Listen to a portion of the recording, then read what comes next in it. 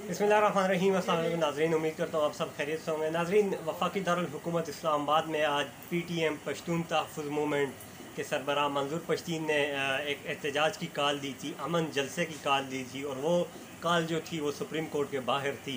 गुज़िश्ता रात से जो काफ़िले KPK के मुख्तलिफ़ इलाकों से निकले थे इस्लामाबाद की जानिब, उनको मुख्तलिफ़ मकामात पर गिरफ़्तारियाँ की गई हैं, उनके रास्ते बंद किए गए हैं।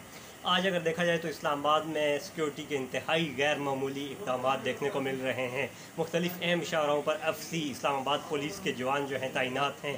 बख्तरबंद गाड़ियाँ खड़ी हैं, कैदियों को गिरफ़्तार करने वाली जो प्रिजन्स होती हैं, प्रिजन वैन, वो खड़ी हैं। बात की जाए मंजूर पश्तीन के काफ़िले की, तो काफ़िला इस वक्त तरनोल के मकाम पर है। हज़ारों की तादाद में जो लोग हैं वो इस काफ़िले में शामिल हैं, और तरनोल में इसको कंटेनर्स लगाकर इसको ब्लॉक किया गया है, इस काफ़िले को रोका गया है।